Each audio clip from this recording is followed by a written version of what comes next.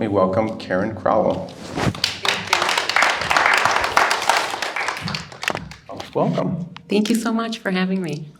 Keren, your exhibition is titled An Architecture of Longing. Can you tell us the inspiration for this specific body of work and how that relates to the title?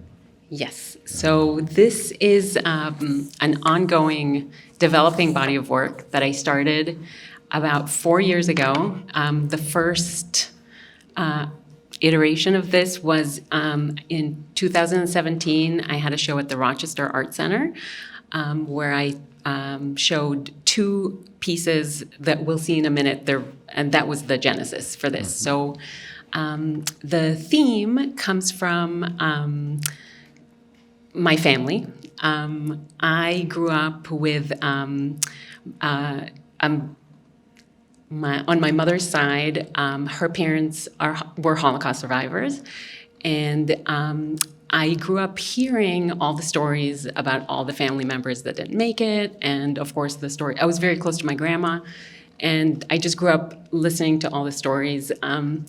And when I started working on this body of work, it was I was already a mom to children, and I was at a place in my life where it was really important for me to think about where I came from and what I'm passing on. And so revisiting these stories and thinking about where I am in the narrative became really central for me.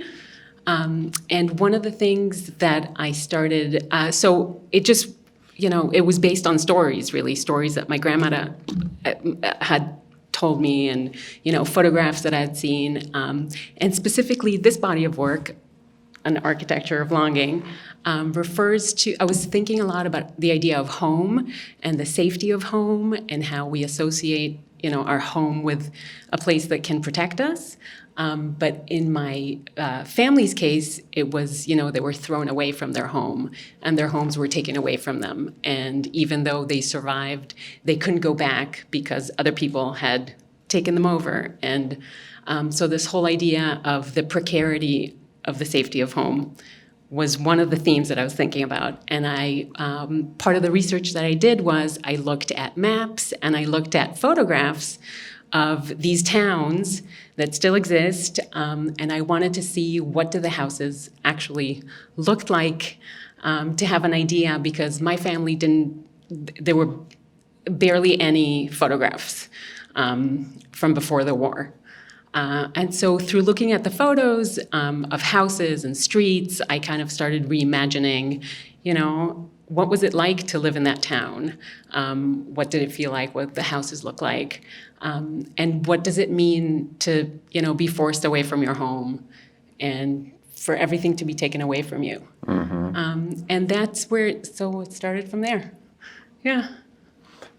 The works themselves are fairly enormous, but they're made up of individual units. And we chatted a bit at Install about the origins of the individual pieces. Could you tell us about how they start and then how they become that large statement? Yeah, so when I started working with this theme, it was really important for me to try to recreate the feeling that I have when I am thinking about my family's history and my legacy, which is a feeling of helplessness and fear, and the clear idea that everything could be repeated, even in my lifetime. Mm-hmm. So, and that kind of overwhelming, the fragility of our lives, all those, and because I work with watercolor on paper, it's already kind of fragile and immediate. But when I started, I realized that I really needed these things to be larger than my physical body, mm-hmm. so that when I am working on them and I am in the work, it literally is overwhelming me, just like the feeling that I'm getting as I'm working. So they just started, they grew, and I also, at the same time that I make the large ones, I always work on smaller things, just to kind of have the hand in the work and to keep things going. And so one of the walls in that gallery actually also just started as, just a side thing where I was, drawing the houses that I was thinking about and playing around with form and composition and line and repetition. And pretty soon after a while, I realized that I have tons of them, and it would be really great to see how they relate to the larger work. And so I'm really glad I had the opportunity to put them together here, because in my studio space, I have one wall that I work on. And oftentimes, even with the large pieces, a lot of times I can't see the entire thing at the same time. I have to kind of work on some parts, take them down, move them around. So just to see everything in one space is a huge treat for me, and to kind of try to make connections between the smaller things and the larger things. Is there an element of surprise that occurs even at install when you're working in that kind of flow? Yes, all the time. So part of, both in the studio, in the process, I never know what I'm doing, and I never know what something's going to look like when it's done. And I have the same feeling whenever I have an opportunity to install the works, because even when I have a certain set amount of works, I do not necessarily know how they're going to relate to one another, or even their position on the wall, and it creates a lot of interesting connections. And there's one wall in there that has 4 smaller pieces, and even when I was hanging those up, I had never seen them together before, which was super fun. And also I spent a lot of time thinking where to place each one and how it affected the overall. So it's always fun and never planned. Relatedly, there's a couple of questions that come up. That it's interesting that the act of composition is yet occurring responsively during install. Like the piece is only partially complete when it leaves the studio, and then you get here and it changed. Is that fair to say? Yes. Yeah. And especially, definitely the smaller pieces, which I just had in a stack, and the pieces that have the 4 pieces each. The large piece, of course, I knew the composition, but it's still, it was just fun to see it in one wall at a time. A lot of the folks here and that will watch this virtually are artists themselves, and I think would respond with great fear to the relinquishing of that control of knowing how it's going to look. Like if you can only work on certain parts of it at one time, and then maybe when you get to see the whole thing, I think a lot of people would be nervous. Is because your work is about partially that the tension of safety and home. Is that any part of it that allowing some? Do you feel fear, and is part of it allowing that fear in? I think that's a great point, yeah. And I don't know if I've ever thought of that, but it makes complete sense.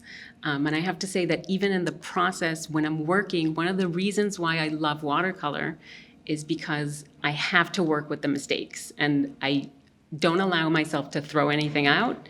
So when I mess up, I have to figure it out. It's really hard to paint on top of it, and you can't scrape it off like you would with oil paint or acrylic paint. And there's something about that really excites me. I love the accidents, and I love being forced to deal with something kind of in the moment. And I think it's could be very well related to fear and anxiety, and that feeling of, you just have to work with it and be resilient. Resilience. So I think that's a great point. Thank you for saying that. Do you ever use a body color, an opaque? Do you ever use gouache to? I don't own any gouache, and I don't have. I know, all those things that there's masking, Yeah. and I don't. I think part of the reason is I just don't know what I'm doing. I've never, I mean, I've been working with this medium for, I think, 15 years, and I still feel like I don't know how to paint with watercolor or paint at all. So I just use it, yeah. That More in water, itself less is water. danger. Yeah, right? I mean, how, so you don't throw things out and you make things work. How often, how long is the longest something sat where you were like, this is not working, but I'm not going to pitch it, and by hook or by crook, I will make it work? Yeah, and that's one of the reasons why I typically work on several things at once. So in this case, the large piece took me a little over a year. And in the meantime, I did the smaller pieces that are made up of 4 pieces each. And I did some cutouts, and I did the tiny ones. And so that helps me, because then if I feel like I'm stuck, or I feel like I'm going to destroy something because it's gotten to that point, I just kind of switch to something else. And then I can see the first thing with fresh eyes. Sure. So typically I have a few things on the table, or, under the table, whatever. Yeah. And then I pull them out. Yeah. Have you ever reached an impasse with the piece where you're like, this is not functioning, you put it aside, and when you reassess it with fresh eyes, you're actually pleased with what was going on? Does that ever happen? Sometimes. More often it's the opposite. Yeah. That sometimes I get very happy about something, and then I come back the next day and what was I thinking? But yeah, it's just a process, and I love the process. I love the discipline of just working in my studio, and tapping into it, even if it's, it never feels like it's enough time. Sure. But yeah, I mean, something happens in there that doesn't happen in any other part of my life. Yeah. And it's this discovery and, curiosity. And, I always feel like I can just be just myself when it's just me and the paper. I don't have to be anything else. I'm not someone's mom, and I'm not someone's wife, and I'm not someone's daughter, and I'm not a teacher, and I'm not, I'm like, nothing is demanded of me, just the work. And that just feels so, it's so rewarding to just have to, but to where it's really only me as I am, without any external,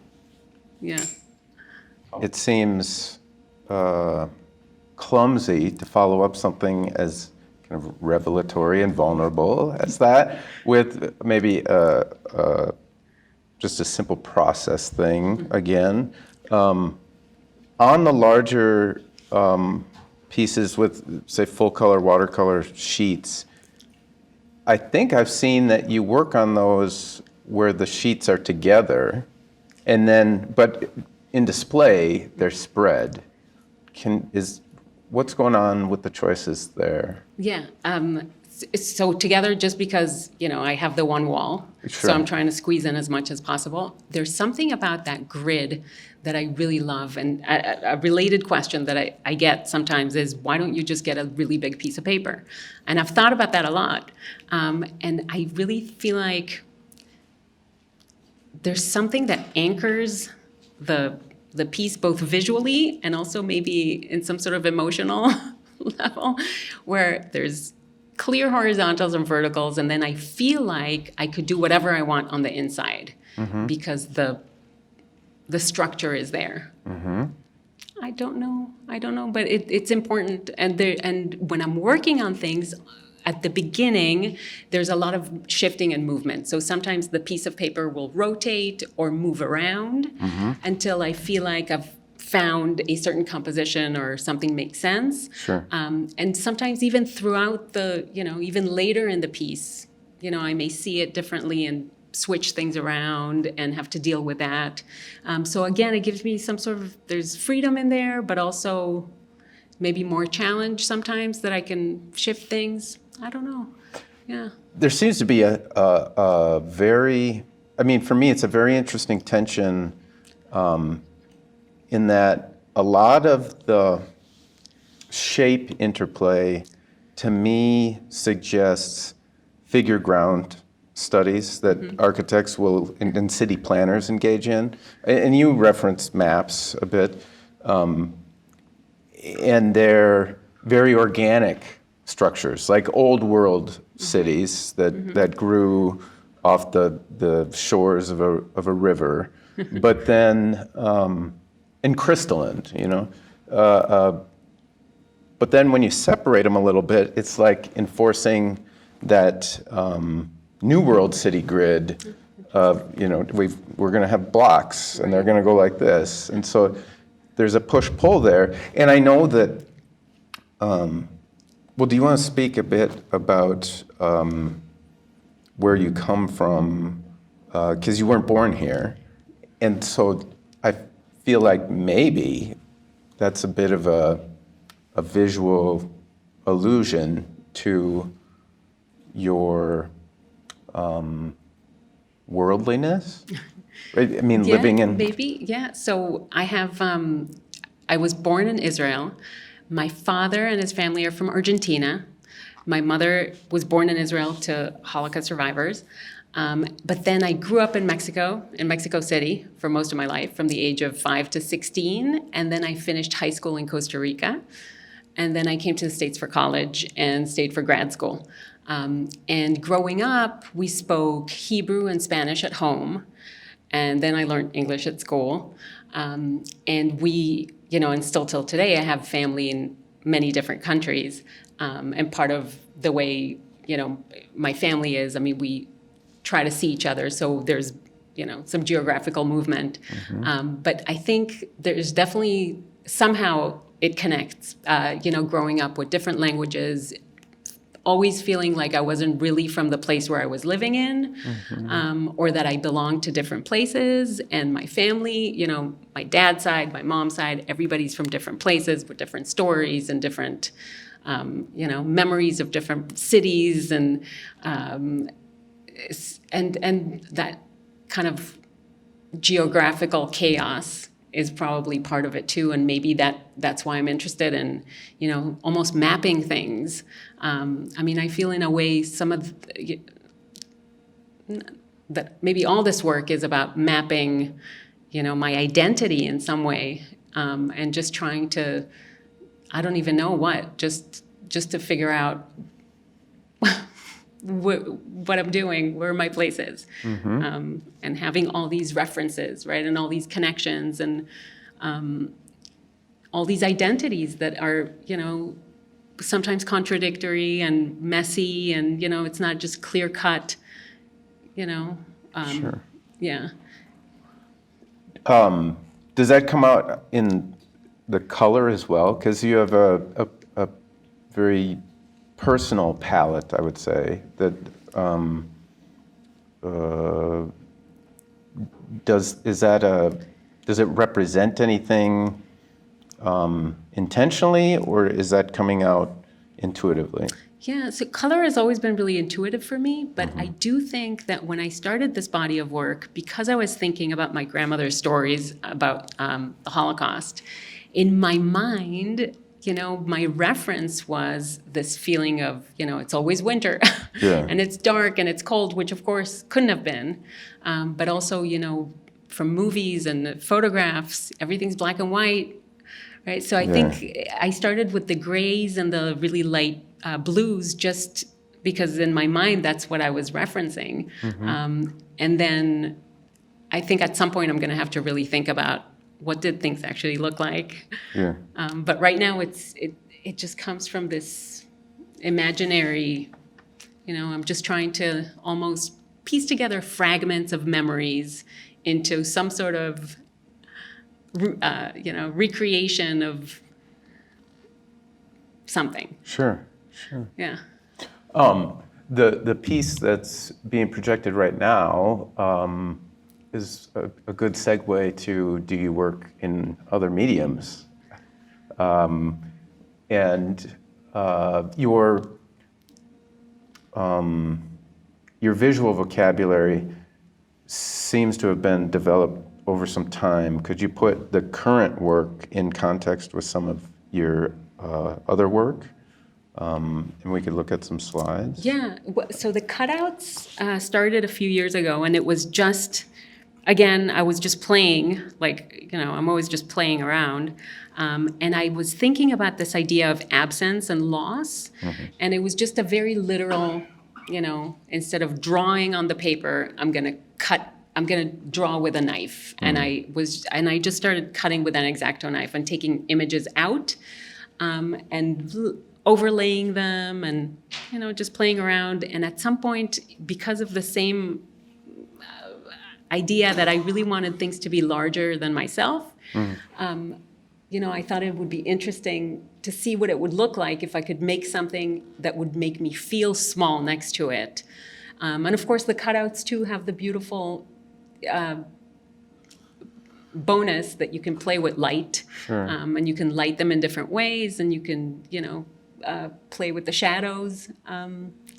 So yeah, I mean, to me, it's all related. It's just, trying to express this feeling that I have of, both fragility and vulnerability at the same time. And and the cut, I don't even think that exists anymore. The paper is, was very thin, and even as I was cutting shapes out, it was tearing, and, So and that's part of it. the temporary nature of it you accepted, and Yeah. and this one's paper. Are all your cutout works out of paper, or do you use fabric sometimes? No, I've never tried fabric.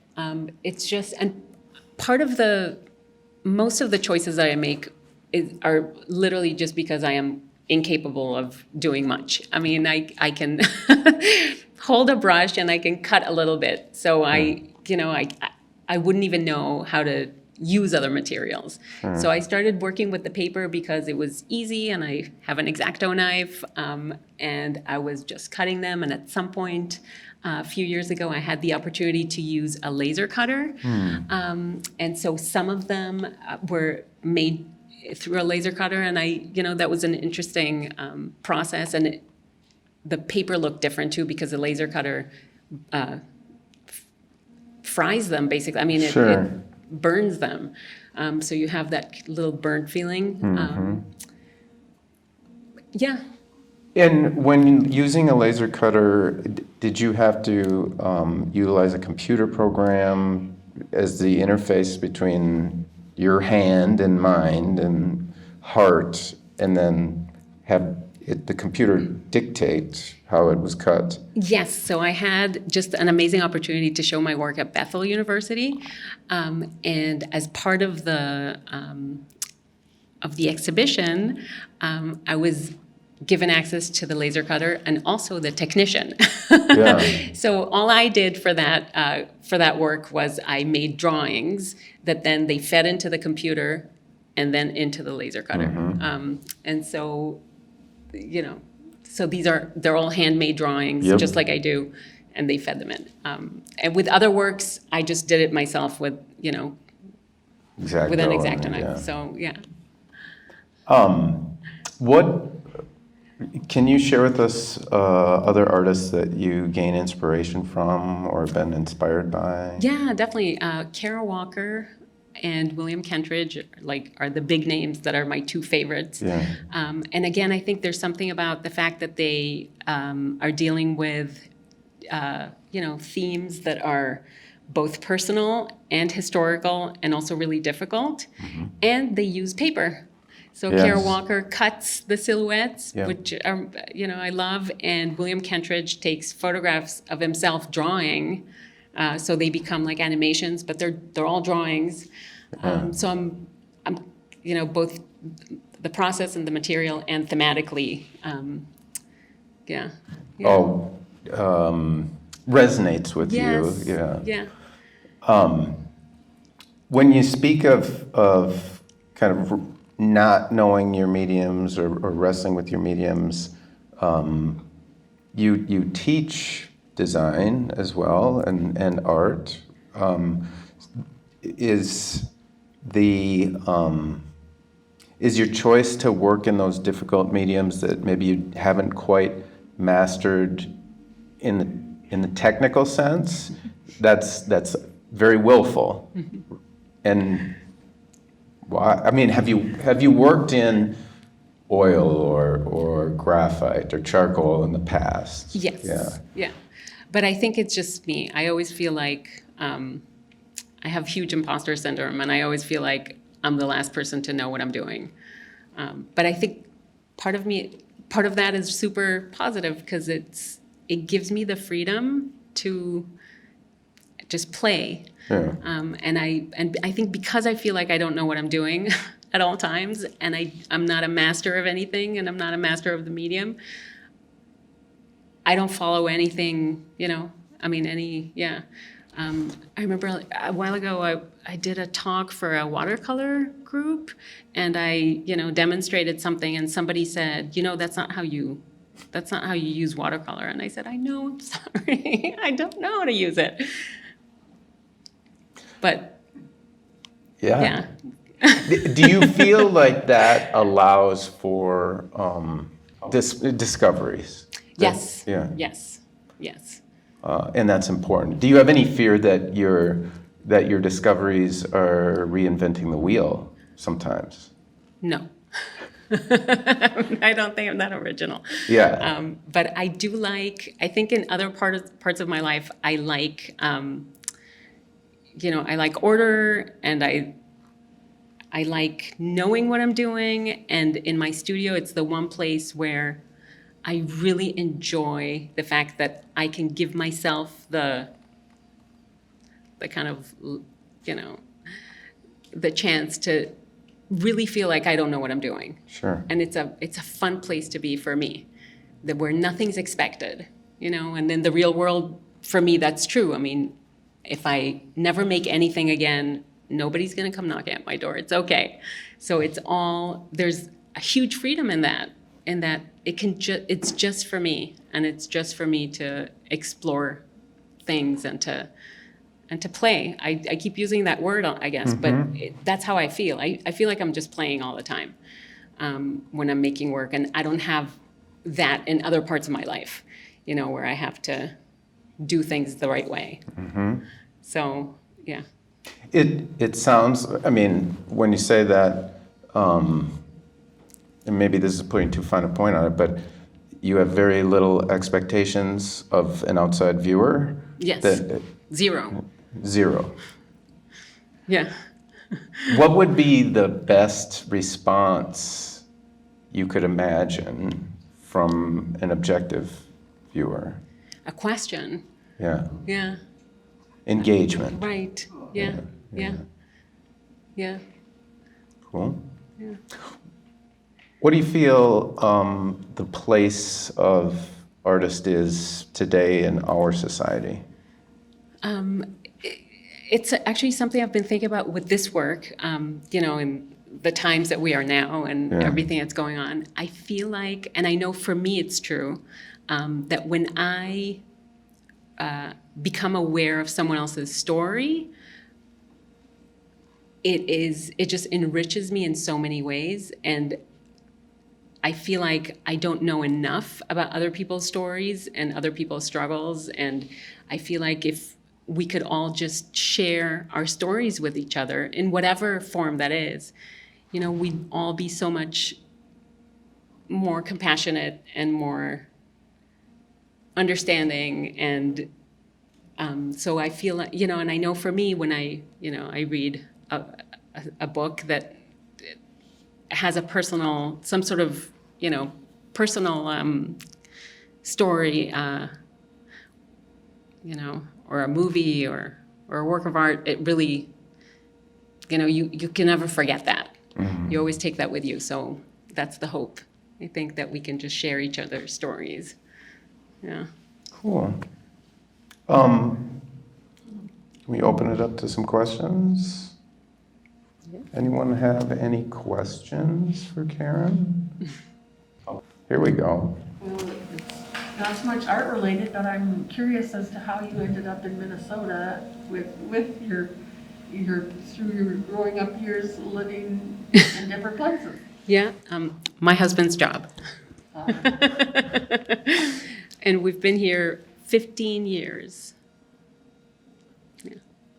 So I still don't like the winters. Any other questions? Brenda? I think you said you've been working with watercolor for 15 years and you've lived here for 15 years. How do those two things? Yeah, so before watercolor, I was a painter. I painted with oil on canvas.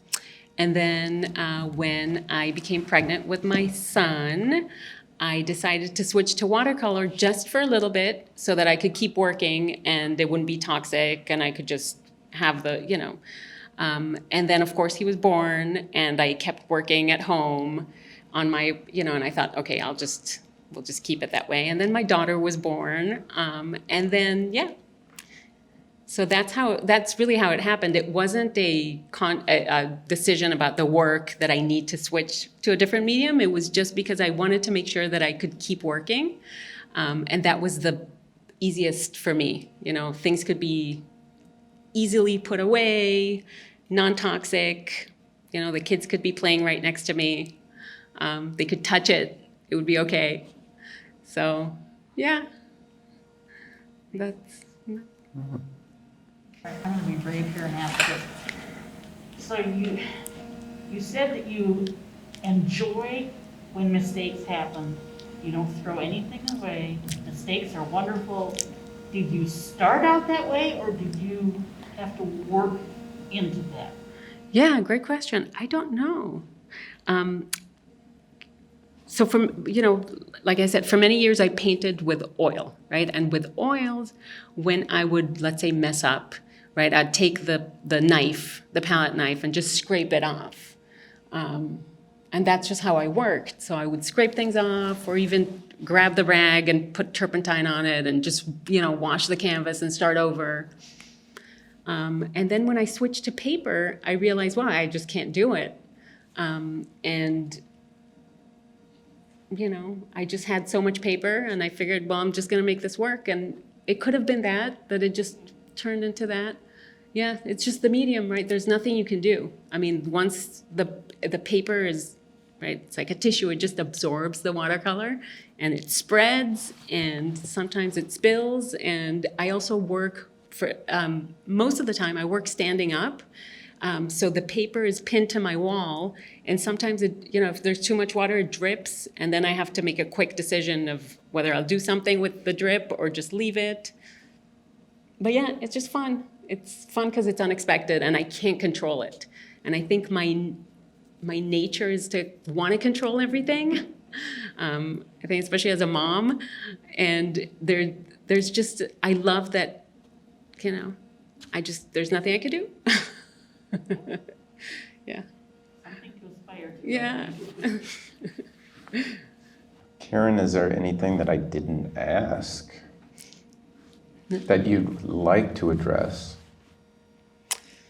No, I just what I'm doing now. Yeah. I'm gonna take the large piece that's in there with the blues and the grays, and I'm expanding it to the right and to the left. So that's my next adventure. So I want to see how big can I make this? Really? Yeah. Like how what is enough? Do you have a space in mind for it, or it's purely the pursuit of the idea? So in April, I have an exhibition at Metro State University in St. Paul, and so I'm thinking if I can pull it off, and I can stretch it. We'll see how far I get until then. But that's my plan, because even as I was looking, once I installed it, and I was, it became clear to me that it needed to be larger. So that's my Nothing plan. against the work here as it is in our space. And that's the great thing for me, to have the opportunity to get the work out of my studio and see it both with fresh eyes, but also on a real wall. everything changes, Yeah. right? The relationship changes, and I can be a viewer also instead of just a maker. And typically, it's one of two things. I feel like, okay, I'm done with this. We can move on. Or like now, where I feel like, wow, I would love to, take this and stretch it further and see where it can go. Yeah. Yeah. And it's organic. I mean, as Yeah. it is now, it's we'll say analogous to a tree, and it's just going to continue to. Yeah. And that's where the modular Yeah. panels really become handy, because it's almost like Legos. I mean, it could just come smaller or larger. Would there be a point at which it couldn't become smaller? I mean, what is the smallest unit that you'd feel comfortable with it expressing what you intended? Or have you explored that? Yeah, great question. I don't know. Yeah. I mean, I suppose the one rectangle could do it. It but could? Yeah, Yeah. maybe. I don't know. So besides an upcoming show at Metro State in the Gordon Parks Gallery? Yes. Yeah. Where else might people see your work? Do you have a website? I have, oh yes, thank you. I have a website. It's just my name, which is KerenKroul.com. And do you keep a studio or do you work at home? I still work at home Yeah. in the basement, Yeah. and now I don't have little kids, but I have dogs. Yeah, And so, yeah, cool. I'm surrounded by friends. Awesome. Keren, thank you so much for sharing your work with us. Thank you so much. This was a real treat. Thank you.